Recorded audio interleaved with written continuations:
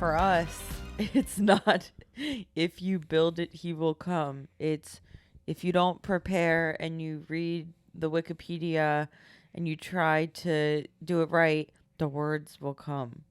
Okay. That's for me because I didn't do this. I'm Aaron. I'm Tom. And this is Baby's First Watch List. Wait, so the tagline for this movie, we're doing Field of Dreams. The tagline for this movie is, if you believe the impossible, the incredible can come true. That's what's going to happen today. Which is what's about to happen. I did no prep work. So I have up wikipedia.com. Wait, .org. So it's, official. And today we are discussing the 1989. I'm just kidding. I knew that. 1989. They call it an American sports fantasy drama film. All of those It things, is true. Those things are all true. Which I wish I knew more about, the fantasy part is, really fantasy. Yeah. I was like, what? So it's Field of Dreams. Yeah. I'm wearing my White Sox jersey for the occasion. Everybody I know that's old loves Field of Dreams. Yeah. And then I watched Field of Dreams and I'm like, they don't remember Field of Dreams. Right?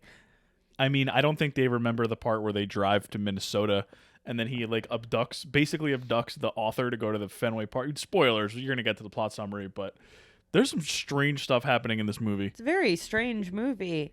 When we got to the book banning Oh, that part too, thing, yeah. I was like, what? Okay, so this movie was written and directed by Phil Alden Robinson. And so, he honestly isn't known for too many different things. He also directed a movie I'd never heard of. It's like a thriller called Sneakers. With Okay. a really good cast. That was his next movie. Robert Redford, Dan Aykroyd, Ben Kingsley, River Phoenix, Sidney Poitier are all in it. I'm like, wow. And he also did The Sum of All Fears, which is I recognize one of the Jack Ryan ones. He also is an Emmy winner for he directed an episode of A Band of Brothers. Okay. You know what I'm talking about? Yeah. And so that he won an Emmy for. And he also created The Good Fight. That is random. Isn't that so random? Is The Good Fight the one that's not related to The Good Wife? Because It is related to the Good Good Wife. Doctor is not related to Good Wife. Good Doctor Got is it. not. Got Good it. Doctor is the show where I watch the first 30 seconds of every week when The Bachelor's on. So this movie was based on a 1982 novel. The novel's called Shoeless Joe by W.P. Kinsella. And so that guy is Canadian. Kinsella is also the name of the main character in this. I don't know if he is in the book. Yes, it is. And he got that character's name from a J.D. Salinger work. Ah. It's very complicated, but okay. So Shoeless Joe is a novel. It was originally a shorter work, and then it became this big.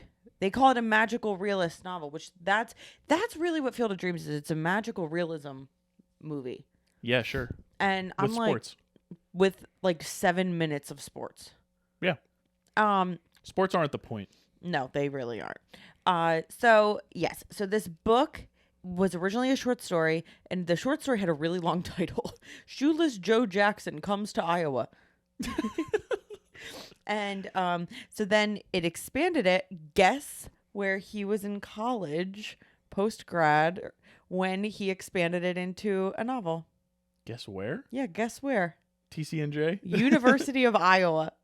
Writers okay. Workshop, which Writers apparently Workshop, baby. has one of the best, most prestigious graduate programs for writers. And so obviously this takes place in Iowa. Yes. So it makes sense. Shoeless Joe Jackson went there. But he's Canadian.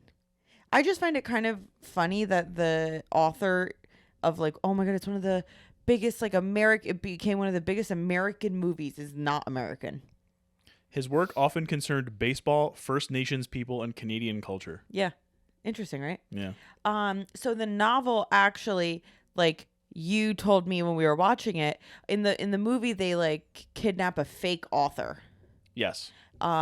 He's He's not really kidnapped. But in the book, the person that he goes on the road, the main character goes on a road trip with, is J.D. Salinger, Yeah. who is the author of Catcher in the Rye.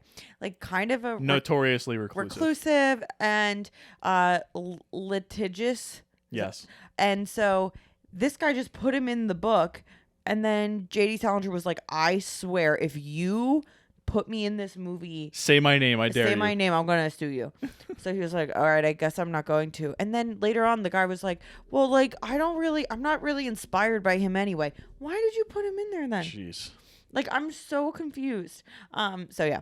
Okay. This movie stars Kevin Costner, 80s, 90s king. It stars Ray Liotta as Shoeless Joe Jackson, who was also a real person. Shoeless Joe? Yeah. Yeah. Didn't know that. And The 1919 Black Sox scandal is a real thing. Okay. I know. I read it in Wikipedia. It also stars Amy Madigan, who is from Uncle Buck. Yep. And who is married to Ed Harris, which I randomly knew. Yep. When I was watching, I was like, oh, I think she's married to Ed Harris. No, you said I think she's been married to someone for a long time, and I looked it up and it was Ed Harris, and it was like since like 1983 or So something. random. And then James Earl Jones is in this, and and Gabby Hoffman's the daughter, Also from Uncle Buck. who is also it's a big Uncle Buck Yes. contingent. A Buck reunion. And then Burt Lancaster in his final film role. They're all in this. This was the same year as Uncle Buck. Wow. Wow. What a year. Uncle Buck, baby. What a year. This movie was shot by John Lindley. So he honestly, like, okay, he did Bewitched, like the newer one. He did Pleasantville, and he did You Got Mail. And Pleasantville used to be one of my favorite movies. Really? I've never seen it. I don't even know what it is. It's like in 1998 or something. Tobey Maguire, Kirsten Dunst, and they're like Toby and Kirsten Yes, Dunst? Wow. yes. And they are like teens, and then they like are able to go back in time to like the 50s. So it's like About Time? I don't know. I didn't see About Time. But I liked it when I was a kid. I don't remember it very much. Burt Lancaster in this. Did you say him too? Yeah, I did. Oh, I missed that. It's his last movie. Yeah. Sad. James Horner did the music. He's a big Cameron guy. He works with James Cameron a lot. So he died. Oh shoot, he died. 2015. He was young. Yeah, 61. 61. That's really sad. Yeah. So he won 2 Oscars for he won one for Titanic, and then he won one for Avatar for doing the music. He also did the music for Aliens, An American Tail, Apollo 13, Braveheart, A Beautiful Mind. The Land Before Time. He did The Land Before Time. He did Glory. Troy. He tons and tons and tons of stuff. He has 6 Grammy Awards, 2 Golden Globes. Oh, he was killed in a plane crash. Oof. That he was A pilot? the pilot for. Ugh. Yeah. Crazy. Oh, and he's the one who always talked about music borrowing. That he was like, yeah, I do it. I don't care. Oh, yeah. Yeah. Honestly, the score for this I didn't love. I don't really. It was like schmaltzy. I don't remember it. So this was released in 1989. It has a wonderful runtime of 107 minutes, which I thought this movie was going to be like so long, and it wasn't, which was great. And it had a budget of $15 million, was a big success. It final box office was $84.4 million. It originally was only released in a couple of theaters, and then word of mouth it like really expanded, which is kind of cool. I like when stuff like that happens. The director, he loved Shoeless Joe. Yeah, I mean, clearly. But this is confusing to me because Shoeless Joe, the novel or the person? No, the book. But this is confusing. This is why Wikipedia sometimes it says Phil Alden Robinson read Shoeless Joe in 1981, but it was published in 1982. Oh, so maybe he read Shoeless Joe Jackson Comes to Iowa. Maybe he got an advance copy. Maybe. So he brought it to the producers, and one of the producers, he actually was part-time, like the president of 20th Century Fox. He was like, we got to make Shoeless Joe. We got to make Shoeless Joe. And 20th Century Fox was like, we don't want to make Shoeless Joe, man. It's too esoteric is what it says here on Wikipedia. It is esoteric. It is. And so then they're like, whatever, we're doing it. And so then when the guy left, the producer left Fox, he went to Universal. and pitched it, and they were like, all right, yeah, that's cool. And then they hired a bunch of people I don't know. USC coach Rod Dedeaux. Don't know. Okay. And World Series champion Don Buford. Don't know. Okay. It was originally shot as Shoeless Joe. The studio or the production company was like, meh. They were like, no, we don't like that. We want Field of Dreams. And then the guy Because was Shoeless like, Joe, they said it sounded like a hobo or something. He was like something like it doesn't sound like, Yes. yeah. And then the director was like, no, I like this novel, and the novel's called Shoeless Joe. So then Kinsella, the author, was like, actually, it was supposed to be called The Dream Field, and they made me change it to Shoeless Joe. So then the guy was like, all right, I guess we'll do Field of Dreams. Never meet your heroes, people.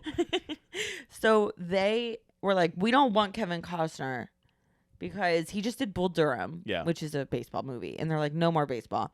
And then they're like, hey, Tom Hanks, do you want to do it? And Tom Hanks was like, no. The only thing he wasn't doing at this time. He said he felt it would be this generation's It's a Wonderful Life, though. Which Ebert said that it reminded him of a Frank Capra movie. Yeah, totally.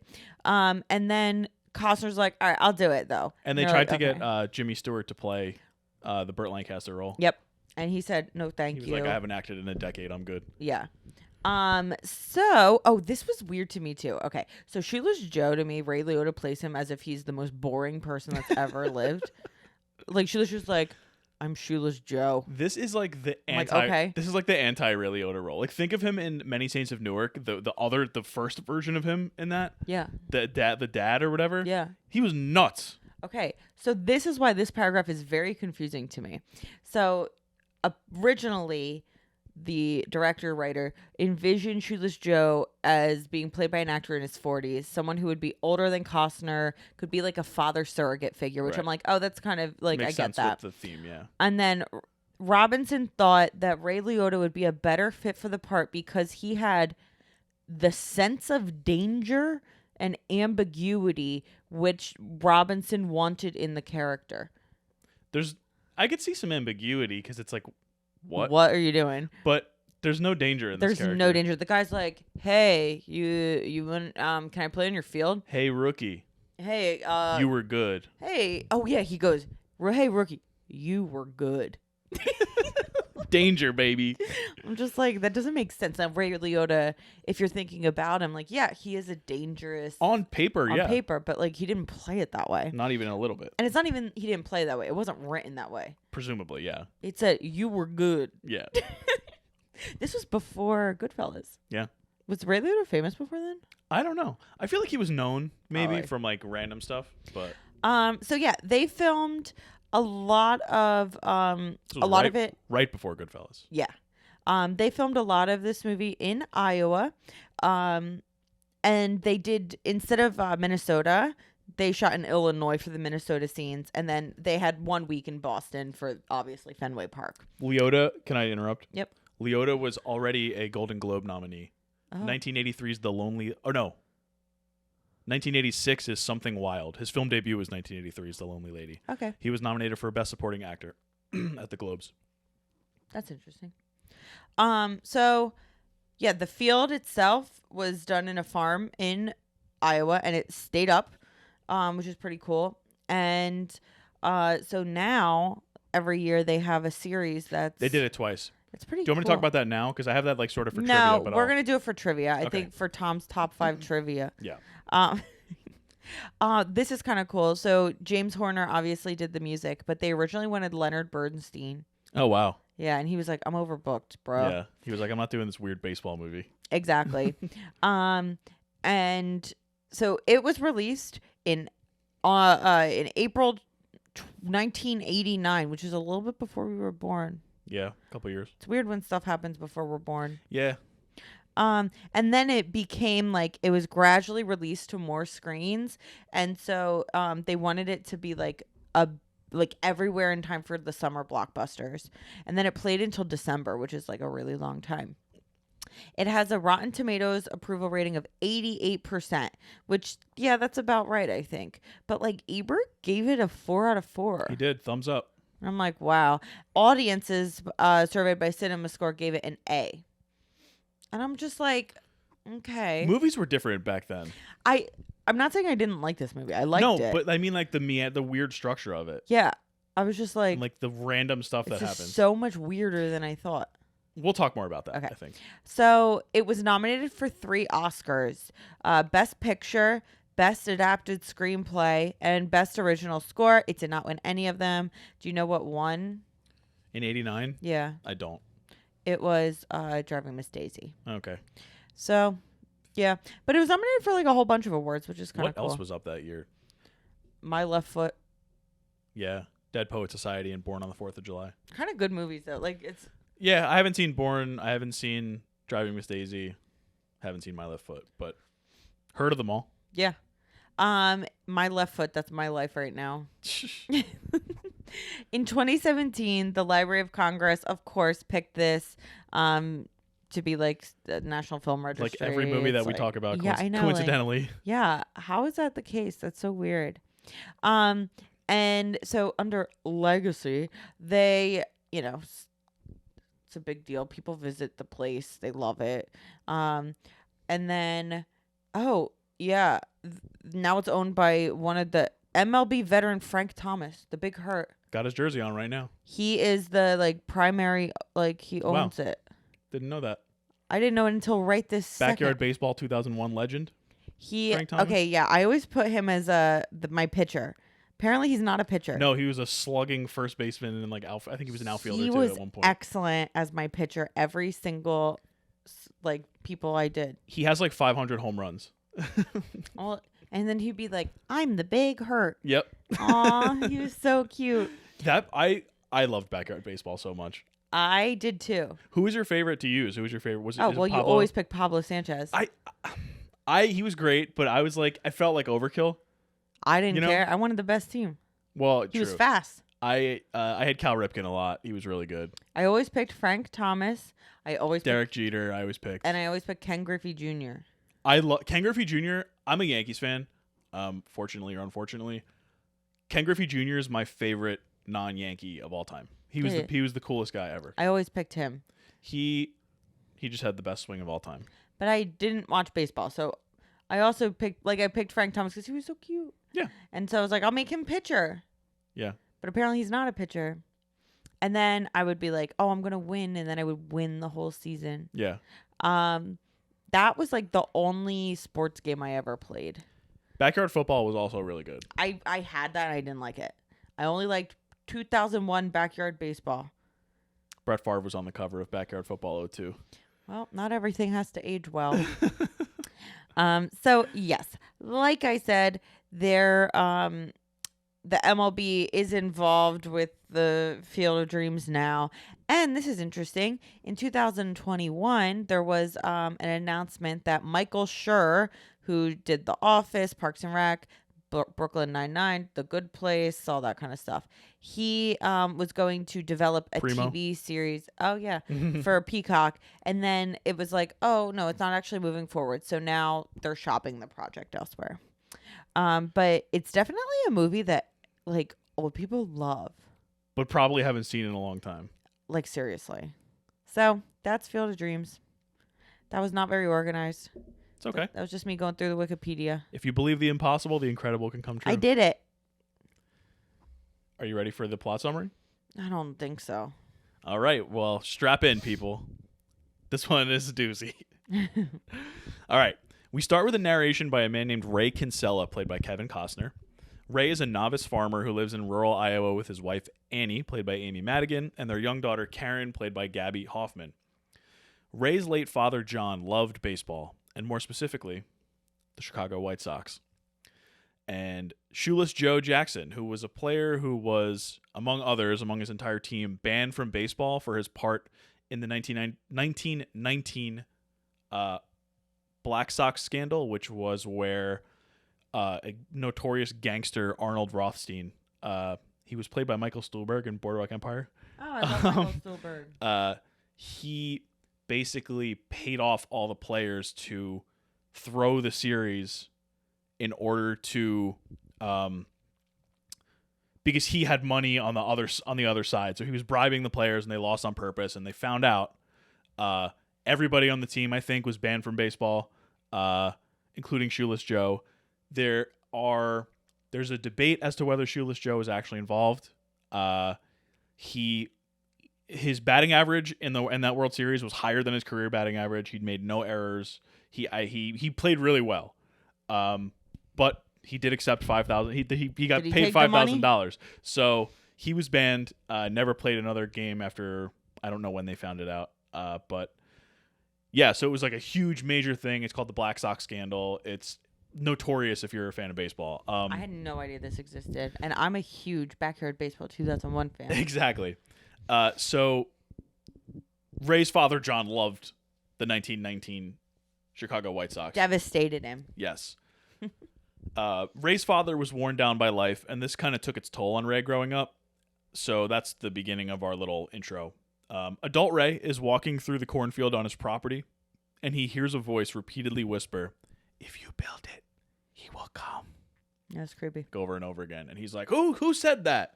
And it's like, "If you build it, he will come." And then he's like, "What's going on over there?" And then whatever. So Ray imagines a baseball field in his cornfield, and he shares with Annie his idea to convert that area into a baseball field.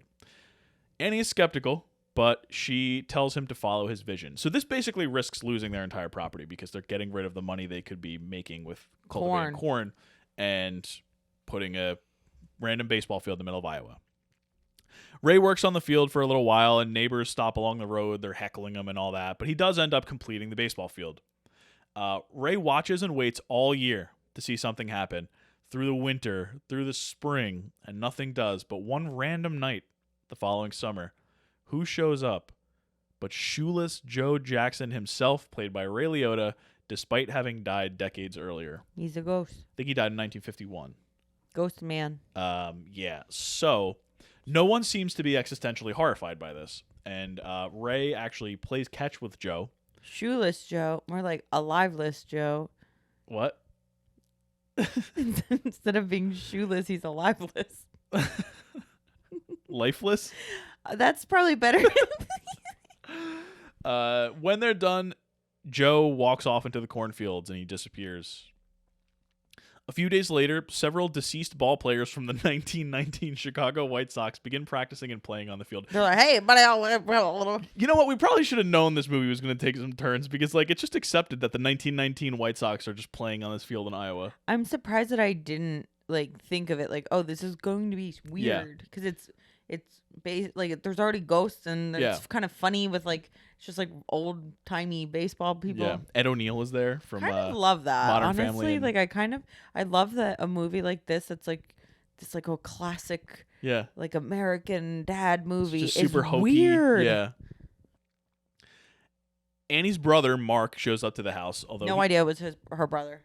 He can't see the players because I guess he doesn't have the youthful spirit. Mark lets them know that they are going bankrupt, and he offers to buy their land, but instead of just sitting in the keeping going with the meeting, Ray hears the voice again, so he just gets up and walks off, and the voice tells him to ease his pain. It says ease his pain, and he's like, "What?" So Ray and Annie attend a PTA meeting where Annie argues against someone who is trying to ban books by an author named Terrence Mann, and he was a controversial activist from the 1960s.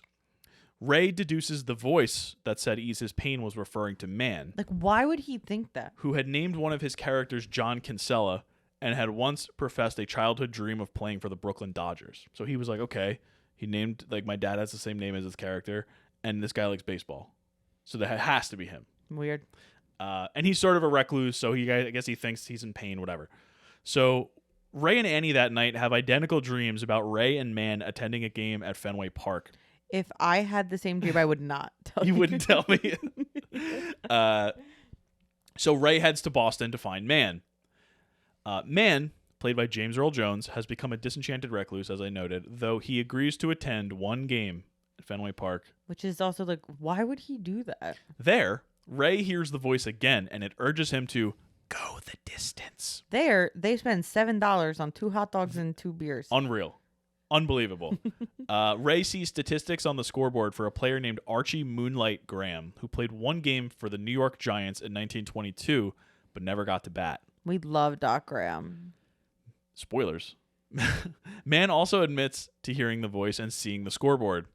The pair drive to Minnesota to find Graham. So now he goes from Iowa. He drives, right? He drives to Boston, picks up Yeah, Man. they're like doing a whole road trip. They go to Fenway Park. Then they go back to Minnesota. Yeah. That's far.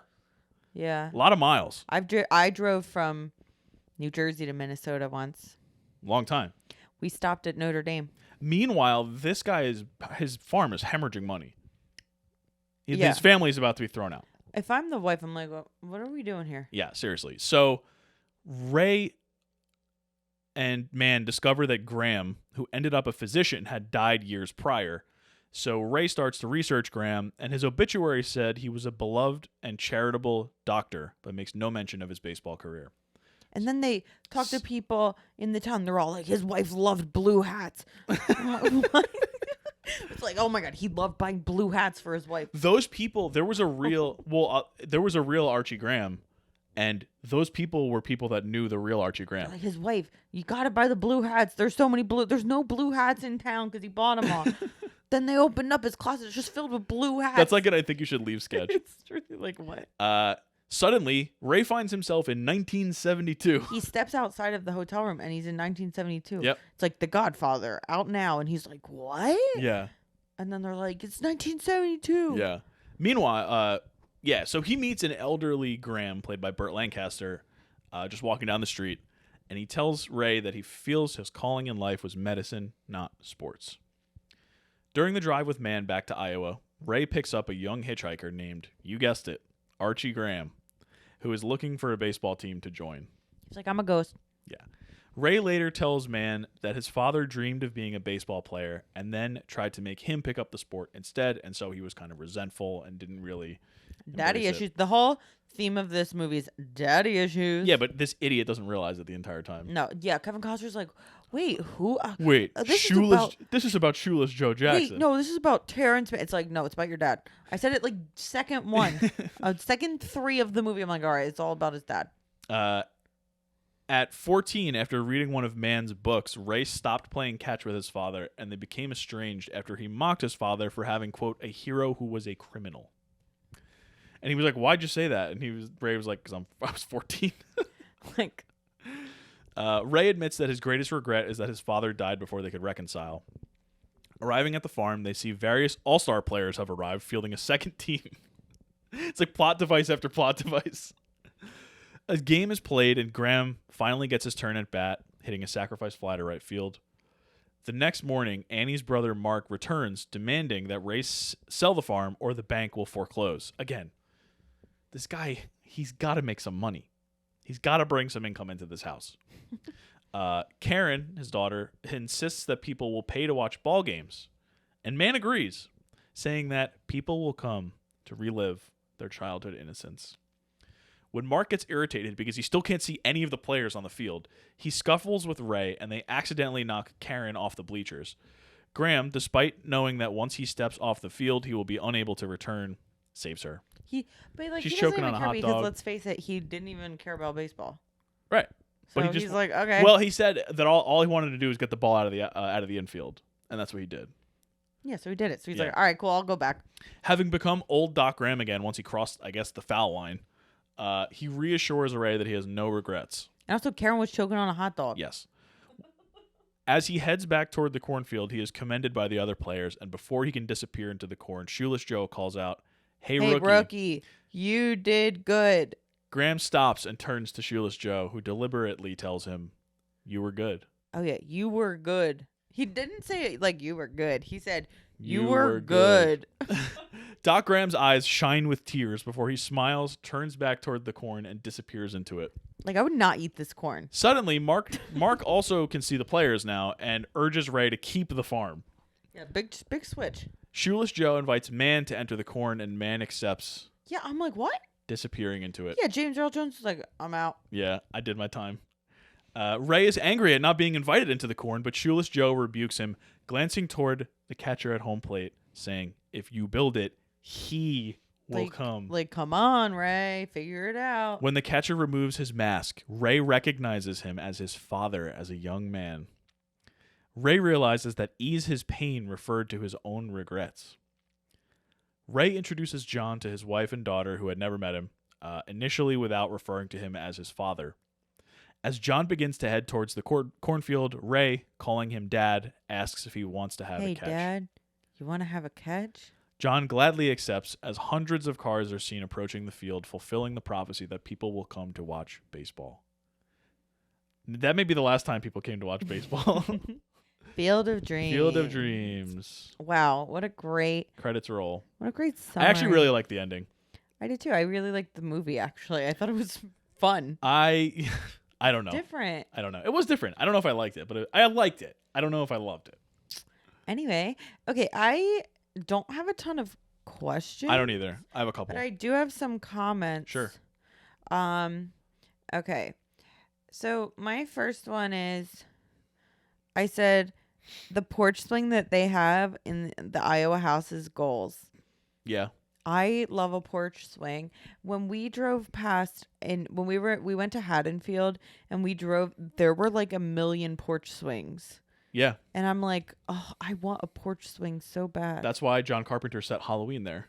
It's so funny. We went and got coffee at Jersey Java, and then Shout out Jersey Java. it was good. And then we were driving around. I'm like, this reminds me of Halloween, and I was like, oh, duh, that's because it was based on that. So cool. Sure was. But I don't know if there was like the perfect house on an Iowa farm, and it had a porch swing. I don't think I would do it. No. I said here, I know it's like a little cliche, but I actually, in this movie, didn't mind the explicit exposition at the beginning. Ray was like, I'm Ray Kinsella. This is my dad. He grew up here. He married his wife. And it's like, you get the old pictures. Right. I like the way that they did that. It definitely stood out to me, but I think it's okay because it's the whole movie is kind of about nostalgia and about the past and about people's stories. Well, and it's kind of cool too because you get Ray's story and a lot of it comes back. So like the fact that he grew up and went to Berkeley, like that comes back a little bit. You know, the stuff with his dad comes back. So it's nice because you get that explicit exposition and then, you know. And I think it sets the movie up to be kind of like a fairy tale. Yeah, you know?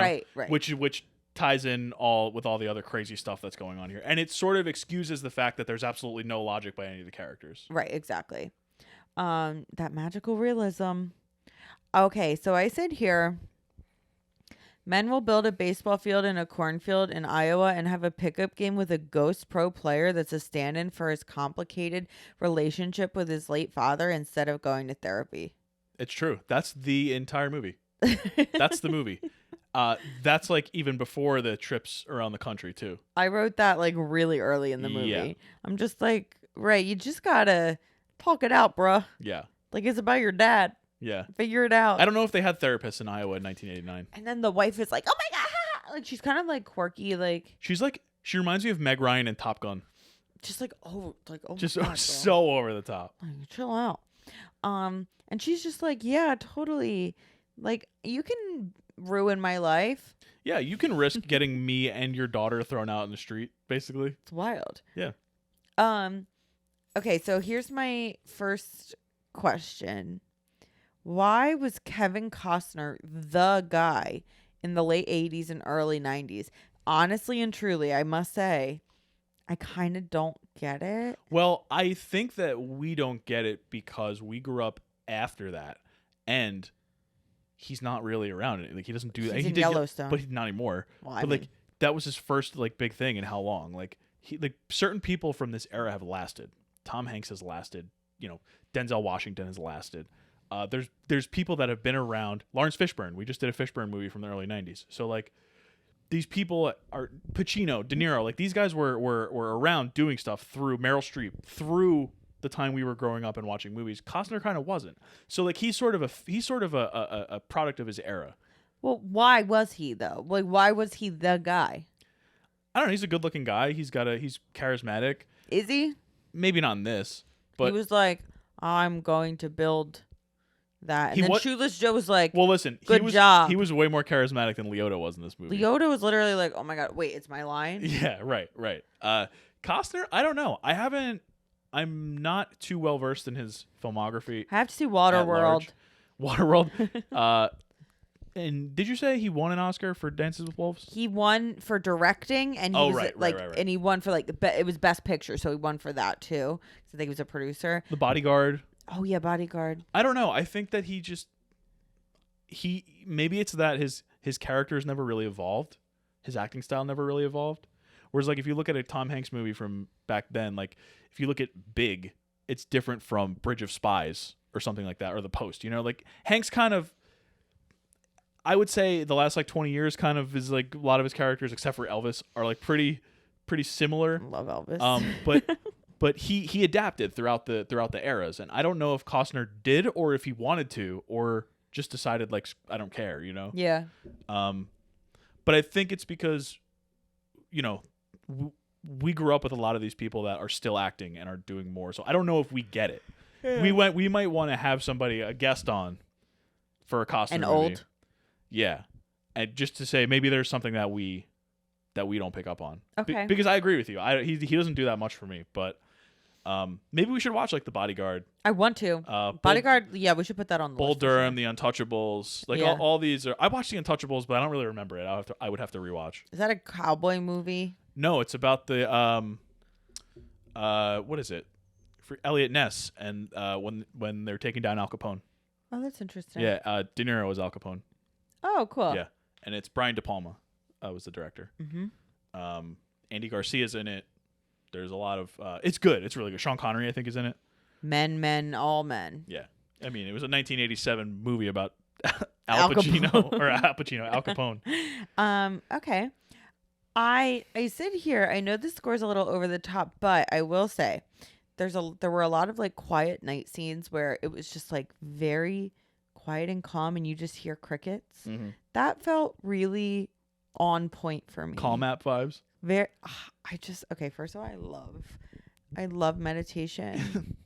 I love sleepy time meditation. I love our hatch with the white noise.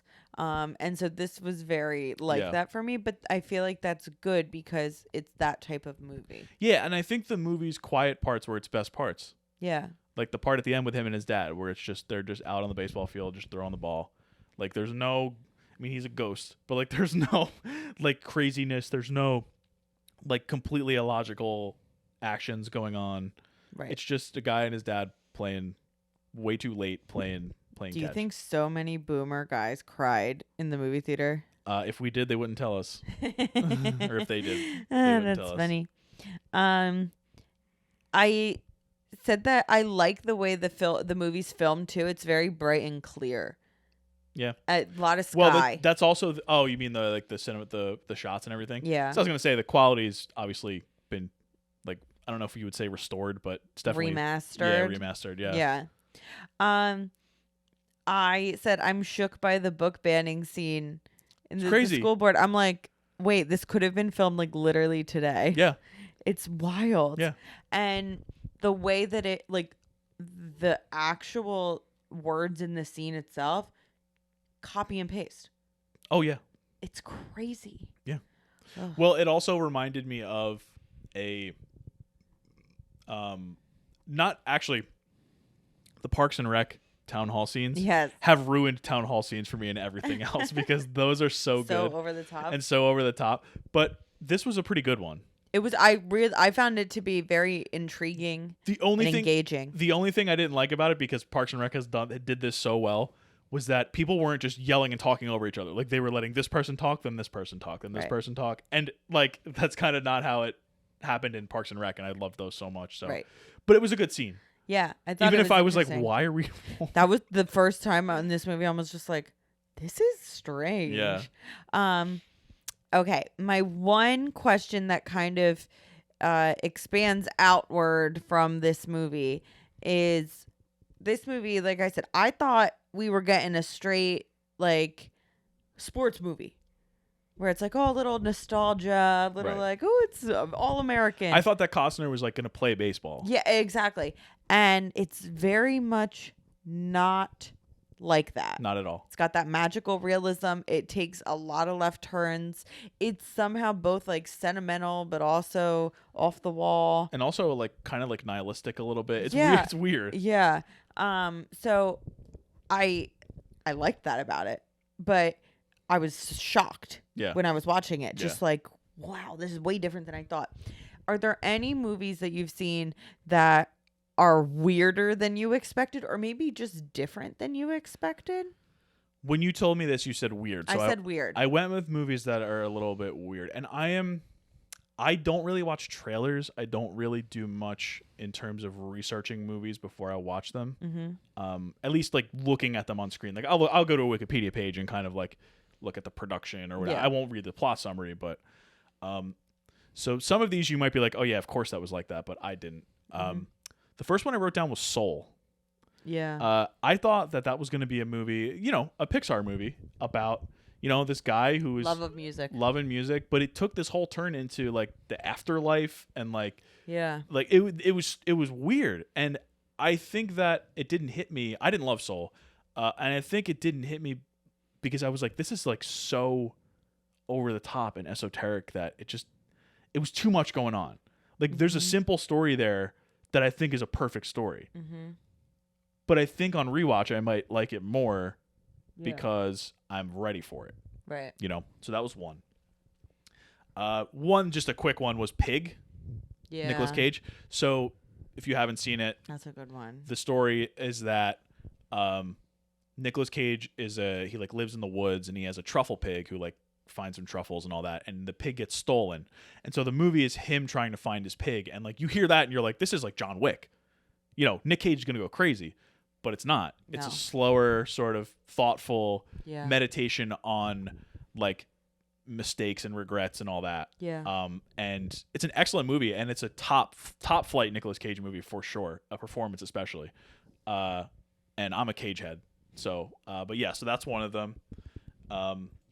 Get Out, when it came out. Yeah. I knew Jordan Peele. I'm a huge Key and Peele fan.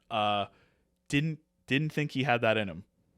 I thought it was going to be I knew it was going to be a horror movie, but I didn't think it was going to be as subversive and as sort of really thoughtful as it was. But then like I watched something like that, and then I go back and watch Key and Peele, and I'm like, no, this is really smart. Yeah. Like the concepts and everything and the punchlines. I just didn't realize, because I was laughing at the stupid stuff, the stupid Key and Peele jokes, but like Get Out, it was obviously in there. I didn't see it. And Get Out has, I think, one of the tightest screenplays I've ever seen. it's excellent. Where every single second is purposeful. Yeah. That's one of my favorite movies of all Yeah. time. And even the title is like, it's Yeah. a slang, right? Get Out. Yeah. But it's... Oh, I never thought about that. Uh-huh. Yeah. I literally thought about that a couple days ago. But it's also, the directive. As it is in the movie. I love that movie. Yeah. Spencer, Oh, yeah, that was wild. which was about Princess Diana, came out 2 years ago. Mm-hmm. Kristen Stewart, awesome movie. It's basically her life in a weekend with, Mm-hmm. I forget what it was a specific significant weekend. I forget what it was. It was like a Christmas, Yeah, or it was something Christmas. like that, It was right? It was holidays. Christmas holiday. and it's like kind of trippy and weird, and like I thought it was going to be sort of biopic fare. Mm-hmm. But it was a really interestingly shot, and the score. I like the score a lot. I listen to the score sometimes. And it was really about getting into her head, and it was Mhm. psychological, which is a super artistic way to go about that story, because you've seen it. You know things don't end up well for her. You don't need to see that. You see a snapshot into that, and I thought that was a really great way of going about it, and I did not expect that.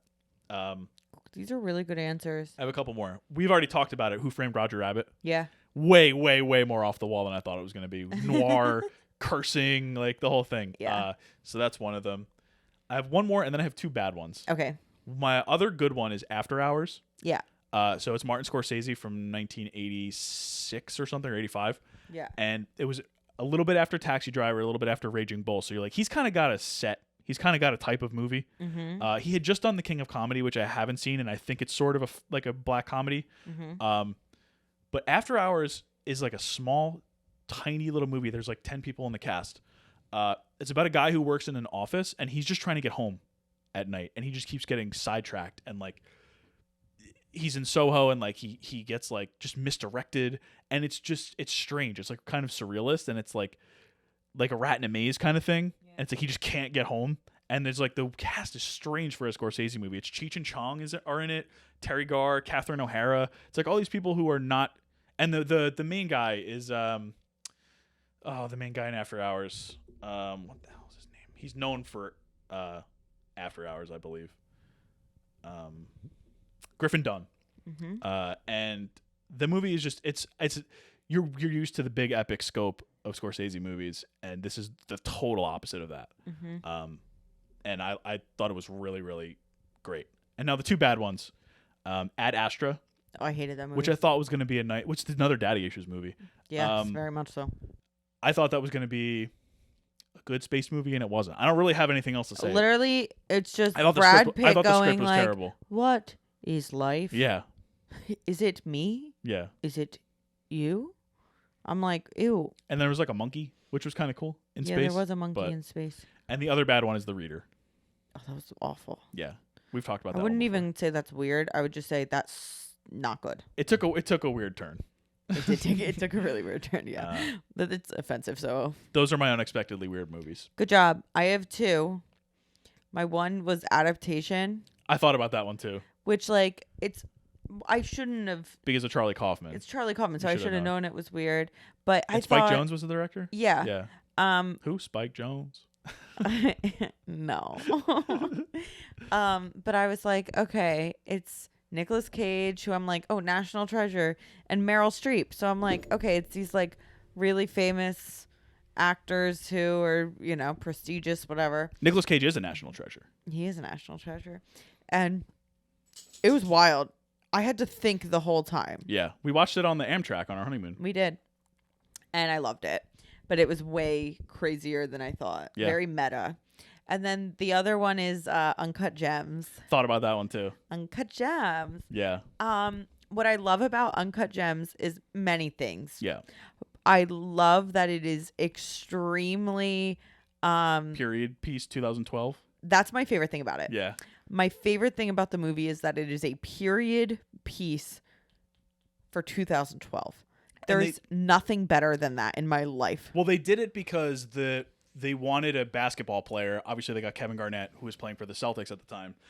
And they were planning the time period based on what basketball player they got. It's so like they were thinking smart. maybe Amari Stoudemire with the Knicks, and he was like 2009 would have been that time period. So it was like really just whoever they got. That's what they were going to do. There's nothing better than that for me. What I really loved about that too is you didn't know. Okay, so I didn't remember, but I knew. Right. So Adam Sandler's character Howie makes a bunch of bets on this one playoff game, and so he has to hit all of the things. Celtics Sixers, was it? Yeah, to win the money, and it's like the whole thing is like he needs to win this money. And what I really loved about it is that like I had no idea who won that game. I just knew that the Sixers didn't make the finals. No clue. So you knew who won. But I didn't know. You didn't know how he was going to hit everything. Hit the points, yeah. But you didn't know that little piece of it. Yeah. So like for you, it was a different experience watching than it was for me, who had no idea who won that game. I just love that. I also love that it's an extremely divisive movie. Yeah. People hate that movie. Yeah. I loved it. Mm-hmm. And then I love movies that create an emotion in you. Yeah. And that was a very anxiety-inducing movie for 90 minutes. Successful movie.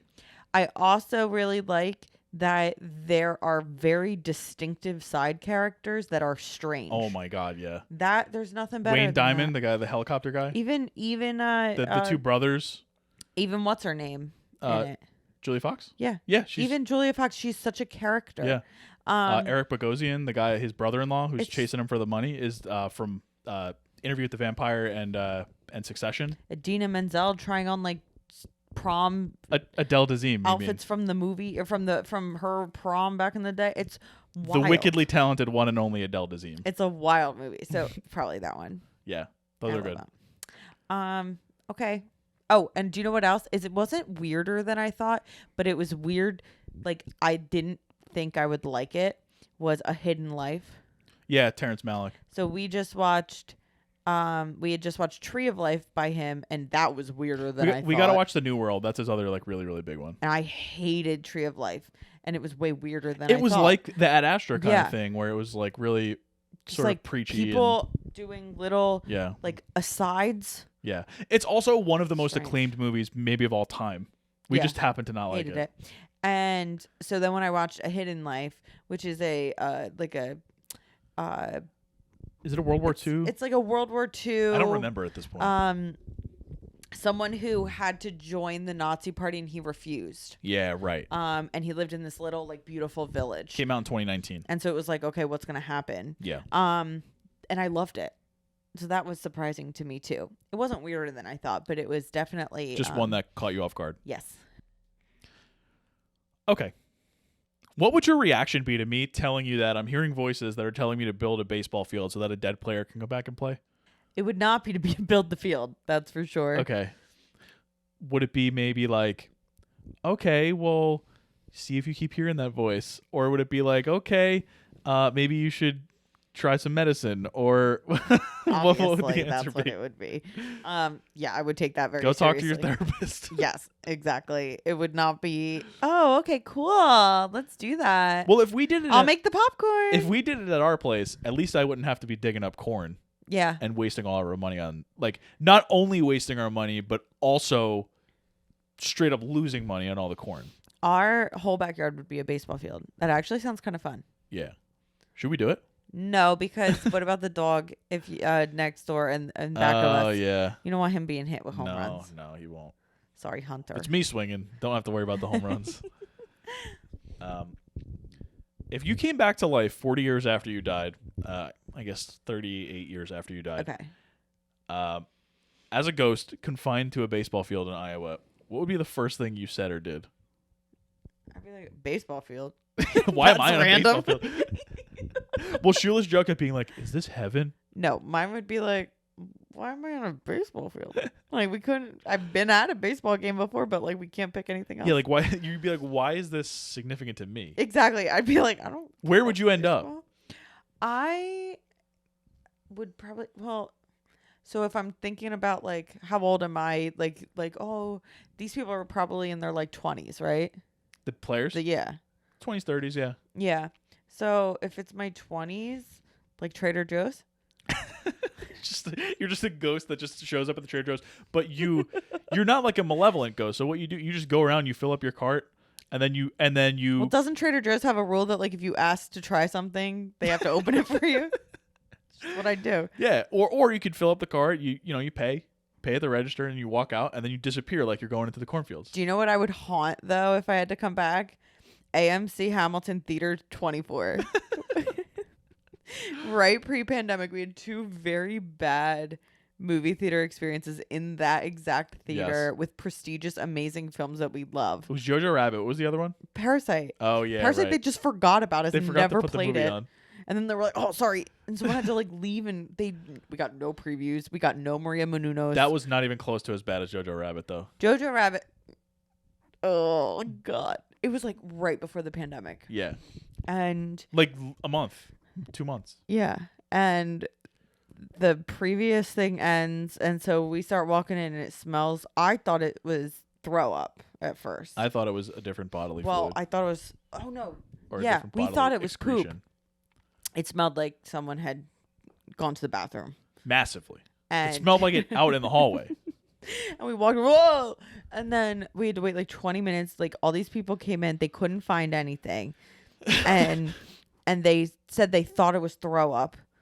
So then they just sprayed a ton of like Febreze. Yeah. And they're like, go ahead. So then we walked in and it smelled like Febreze covered excrement. The whole movie we were like woozy off of aerosols. That's it. Movie slapped. Yeah, Jojo Rabbit's great. I did love it.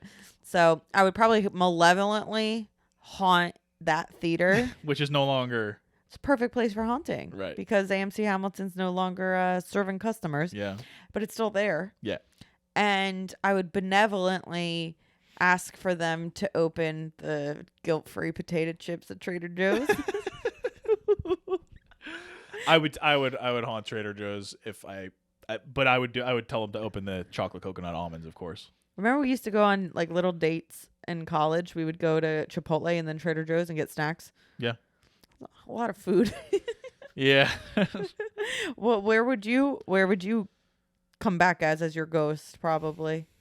I honestly don't know. I didn't think about that because I just thought of that on the fly to ask you. Yeah. I really don't know. One of the frat houses. No. Oh God, no. That's your malevolent That one? would be like I'd be begging people to put me out of my misery. If I end up at the Knot Dome, in Ewing, New Jersey, or our parents' house, right? parents' That's house. what's one of them was Yeah. called. My God. yeah, no, I don't know. Maybe Small World Coffee in Princeton. I love that. Yeah, that would be That's so cozy. I would be just chugging Nola's all day. It's but gorgeous. No blood, so caffeine doesn't hit me. Perfect. Yeah. So that would be mine. That's cute. Now, here's the big question. Can you make a Mount Rushmore of dad actors, your top 4? And is Costner on it? I didn't do it yet, so let me do it right now. Okay. Number 1. Hanks has to be on there. Is Tom Hanks. Yeah. Number 2 is Denzel Washington. You think so? 110%. Okay. I could see him for sure. I just didn't know he. Dads love Denzel. True. I think that those are 2. Costner's, I don't think he's on my list. I don't know. Because I think Sylvester Stallone's on the list. You think Stallone? Just for Rocky. I don't know if that's all dads or just your dad. Maybe I'm that just he's saying that dad. top 4, you know? Yeah. All right. Well, then obviously then you're going to do De Niro and Pacino. I was thinking Bruce Willis. Oh, Bruce Willis is a good one too. Yeah. But I think Hanks is unquestioned. Hanks is the George Washington, you know? Yeah. Okay. What, you don't think Denzel? No, I do. I wasn't thinking of him, but once you said it, yeah, that does I make think sense. Hanks and Denzel. Jessica Chastain. Oh, I'm thinking of just my dad again. yeah. Your dad would be Jessica Chastain, Bruce Willis, Hanks. Or no, sorry, Jessica Chastain, Hanks. Who was the other one that we just said was your dad? Rocky Balboa. Stallone, and the 4th one would be just the movie poster for Daddy's Home 2. I was gonna say John Lithgow for Daddy's Home 2 alone. Yeah. I think that they're the good ones, and then like maybe like a Steve Martin is in the conversation. Yeah, exactly. Like a comedy Bill guy. Murray. Yeah. Something like that. A Chevy Chase, even. Somebody Not like Fletch that. though. Oh, my dad hates Fletch. Fletch sucks. So yeah, probably them. I think there's a big like second tier people like Robin Williams, Daniel Day-Lewis. Daniel Day-Lewis for your How about a learned Christian dads. Bale? Maybe Ford People versus love- Ferrari. People love Ford. What about like Matt Damon? Matt Damon's a good one. Because you got the Bourne people, Yeah. and then you've got the Saving Private Ryan people. Saving Private Ryan people, and then you've got the Martian people. The Adjustment Bureau people. People love that movie, and you have the Goodwill Hunting people. You wouldn't put DiCaprio in this group, would you? I wouldn't. I wouldn't either, because I feel like he was like the hot shot when dads were. That's right, and dads they're were like, dadding. hey, I like Damon. Yeah, it was like DiCaprio and Johnny Depp and like that crew of people. Johnny Depp is definitely not. No, not at all. If Russell Crowe had a moment. Russell Crowe did have a strong moment in the Beautiful Mind, Gladiator, even The Insider. all of it. You know, It wasn't quite to the same level as those, but that was right around that time. Yeah. But then once like Robin Hood came out, the dads were like, a little out. yeah. Yeah. Dads should watch The Nice Guys. Dads would like that. The Nice Guys is great. It is funny. Yeah, no, I think that's a good group. So Here's my question. What about your generation of dads? my generation of dads. I think yeah. Will Ferrell is This is my first definitely Father's one Day of them. that's coming Yeah. up. And guess what? Our son took his first step today. Yeah, he did. Big and then father, he collapsed to son the moment. ground immediately. My generation's I think Will Ferrell has to be one of them. Will Ferrell is for all those comedies. is in the convo for sure. Has to be. I think- DiCaprio's probably on there. And I think Christian Bale too. Christian Bale because of Batman, and the Nolan stuff in general. Exactly. Yeah, I mean DiCaprio's a good one. DiCaprio's got to be because I'm not the hugest DiCaprio fan. I like him. I think he's good. He's great in Wolf of Wall Street. But he was like our era is just DiCaprio heads. Yeah. That's a great question. We don't have as many like movie stars. I know. Now. Yeah. So it's hard to really say. For dads, maybe our dads like just It was more centralized. also like then. Tom Cruise maybe for those dads too. For the previous Mission ones? Impossible, Top Gun, yeah. Yeah. Yeah, I don't know about a fourth for ours. Maybe like The Rock. Oh, The Rock is a Probably good The one. Rock. He's a little kind of waning now, but Yeah. for that period, there was like a 5-10 year period where he was just in everything, churning out $500 million movies like nothing. That's a good one. Yeah, probably The Rock. Good choices. So those are all my questions. So I'm just gonna pop through some of my my comments. They used up all their savings on the field. All three of these people literally just see a ghost and accept it, no issues. Oh, the most chilling line in the movie. Shoeless Joe looks at the family and he goes, "There are others, you know." Right in the beginning when it's just him, and I was like, what? That would be it for me. I would move. That would be the moment for me. That's me standing in front of the San Francisco sourdough saying there are other things I need you to open, you know. The ghosts all coming out and like chopping it up to play baseball together reminded me of the short range football tosses from The Room. Yeah, totally. Yeah, Parks and Rec. Oh, in the PTA meeting, he's sitting there scribbling "ease his pain" all over the newspapers. The man needs help. Good God, that was like Shutter Island stuff. This movie reminds me of Shutter Island. It feels like they're all spoilers for Shutter Island. Just skip forward if you haven't watched Shutter Island by now. It's like a billion years later. I watched it in high school. It's like Shutter Island in that I feel like all these people are just like letting him do what he wants because it's like it's all fake. You know, right? I feel like this is all in his mind a little bit, and that's the entire plot of Shutter Island. So, yeah, I wrote this movie is very old school. It hits every boomer nostalgia thing. Everything. Every single thing. Daddy issues. Baseball. Old baseball. Yeah, old baseball specifically. Midwest. The 60s. The 60s. Yeah. And like, the 60s, scary 60s, but also fun 60s. Yeah. Remember when road trips. Yeah, exactly. Remember when Annie was like to the lady at the PTA meeting, she was like, I think you lived in the 50s and then you had another 50s and then it was the 70s. Like you never had any fun in the 60s. It was like, chill, man. And all the boomers were like, let's go. What else is nostalgic? Cornfields. Yeah. The heartland of the United States of America. Exactly. Jeans. Yeah. Costner. Kevin Costner. Uncle Buck actors. Yes, who it hadn't come out yet. It came out a couple months later. All those are totally nostalgia. Yeah. I also wrote, I want James Earl Jones to be in every movie. He's so good. I wish he was in every movie. He was the best voice. He's still alive, but he was a big theater guy. Oh, I could totally see that. I mean, just him being Mufasa and Darth Vader is put that on my resume, please. He's awesome. 2 hot dogs and 2 beers for $7. So we calculated this at Fenway Park today. It's $12.50 for the hot dogs alone, and $10.50 per beer. So that's a $33.50 bill for $7 in this movie. In 1989 or 88. Yeah. Yep. I don't know where I was going with this, but I just wrote Shoeless Joe is. That's boring. It. Exactly. He's so boring you couldn't even finish the sentence.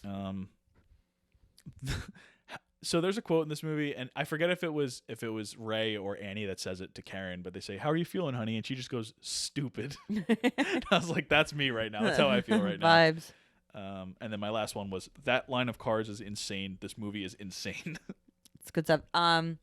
Did you see that they had it was all extras that did that, and they made in them the cars? Yeah, in the cars, and they made them continuously turn on and off their high beams. Oh my god! So it looked like movement. Yeah. Yeah, pretty cool. It reminded me of the end of Us. I said that to you. I don't know if a lot of people have seen Us, but if you've seen Us, you know exactly what I'm talking about.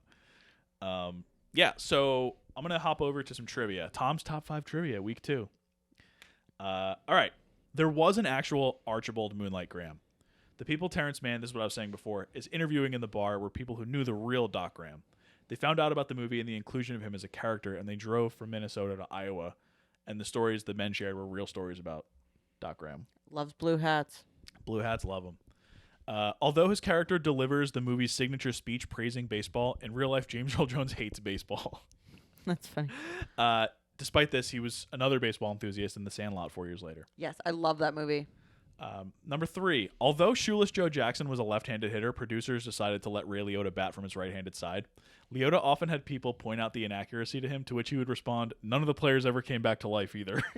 I love Ray Liotta. Well, honestly and truly, like, there's so many liberties taken with these real life people Oh, yeah. that it doesn't matter. No. Like, it's not supposed to be realistic. Right. Yeah. Number 4, the movie was released a little over 6 months following 8 Men Out, 1988, which was a historical depiction of the 1919 White Sox and World Series scandal. The proximity of the releases sort of got this back into the zeitgeist and pop culture, and so sentiment started to grow, kind of how like people want, well, not really, Pete Rose, but kind of like how people wanted him in the Hall of Fame until he started talking too much in public and saying weird stuff. But so in 2015, Rob Manfred, the commissioner of baseball, reviewed it. He reopened it and he reviewed it, and he was like, he said that it was not appropriate to revisit the matter.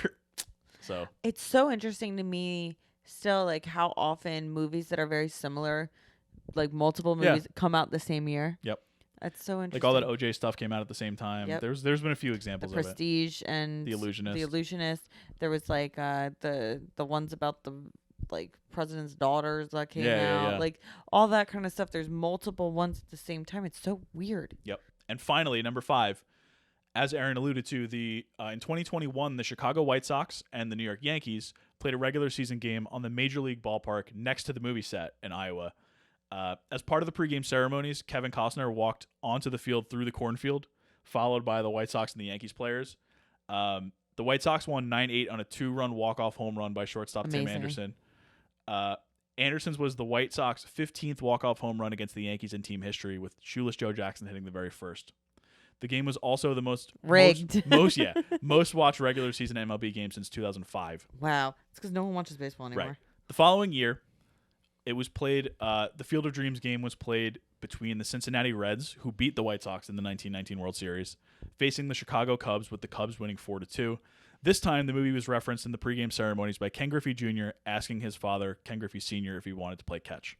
Aww. Both Griffeys, who played for the Reds and also played together for the Mariners, were joined first by fathers and sons also playing catch. The Cubs and Reds also entered through the cornfield, with multiple National Baseball Hall of Fame members representing both teams. And then there's a bunch of Hall of Famers. So they didn't do one in 2023. Because, men do cry. Yeah, they didn't schedule one this year. I don't remember the reason. Bring it back. But they said they're open to doing more in the future. They just didn't. There was a reason why they didn't do it this year. So that's my trivia. Good job. Here's some casting. You mentioned Hanks for Ray. I did. Others considered is always the who's who. Yeah. Baldwin, Bridges, Cruz, Douglas, Ford, Gere, everybody. You get it. For Graham, they wanted Jimmy Stewart, as I mentioned, but he hadn't acted in a decade. And then for Annie, again, who's who? Basinger, Jamie Lee Curtis, Gina Davis, Demi Moore, Meg Ryan, Ali Sheedy, whatever. Auditioned Reba McEntire. Love Reba. Would have been cool. I'm a survivor.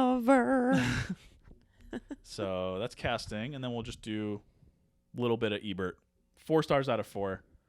Thumbs up. I'm a little surprised. Well, okay. So here's what he said. He said, as Field of Dreams developed this fantasy, he had been describing the plot, I found myself being willingly drawn into it. Movies are so often timid these days, so afraid to take flights of the imagination, that there is something grand and brave about a movie where a voice tells a farmer to build a baseball diamond so that Shoeless Joe Jackson can materialize out of the cornfield and hit a few fly balls. Vibes. I totally agree with that. This is the kind of movie Frank Capra might have directed and James Stewart might have starred in, a movie about dreams.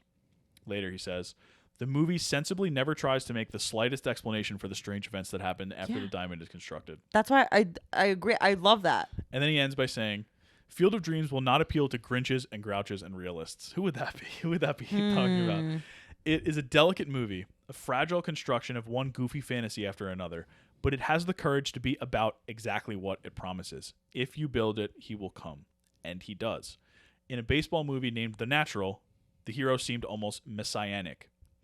Field of Dreams has a more modest aim. The ghost of shoeless Joe Jackson does not come back to save the world. He simply wants to answer that wounded cry that has become a baseball legend. Say it ain't so, Joe. And the answer is, it ain't. Roger Ebert. That was he wrote that in 89. Love Ebert. Yep. He's always right. Always. Even when he's wrong, he's right. Even when he's wrong. Yeah. So, anything else? No. So, does Field of Dreams make Baby's first watch list? Yeah. Yes, but. What? Hopefully he doesn't identify with it too much. Oh. Well. He better not be a White Sox fan. No. Yeah, so of course. Do you have any takeaways? My takeaway is this. It's never give up on your dreams. Okay. Field of Dreams. It's the Field of Dreams. Never give up on your dreams because one day you might achieve it and be able to build a field in a cornfield. So what you're saying is if you believe the impossible, the incredible can come true. That's what I did today when I did my whole beginning we without were all witnesses. Writing a single word. Yeah, so my takeaway is if we have reached a point where you feel like you can't ask me to play catch, let's talk about it because Oh, that's nice. Like it should never get to that point, you know? Yeah. Yeah, so that's Field of Dreams. It was interesting. I liked it. Now that I'm like a couple hours further out, I like it a lot. Yeah, we were like bewildered the whole time we were watching it. Yeah.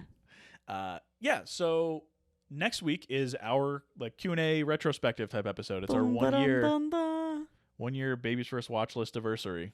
Oh my god. So we're going to keep asking you for questions on Instagram and through email. Baby's First Watch List. We got some good ones already, I think I saw. Baby's First Watch List at gmail.com if you don't have Instagram or our numbers or whatever. Yeah, we got some good ones so far. Quite a few actually. I'll have a few too. Oh yeah, I have a couple as well. So what's your favorite color? Yeah, it doesn't necessarily have to do with movies or parenting or anything. It could be any questions you have or comments. We'll read no the comments. We'll read the comments if they're good. They're nice. Yeah. So no movie next week, but we're going to be talking, do a little bit of a different type episode, give you guys a breather from just the weekly random movies that we choose. So yeah, so tune in next week and stay tuned to Instagram and all that for question asking. Goodbye. See you later.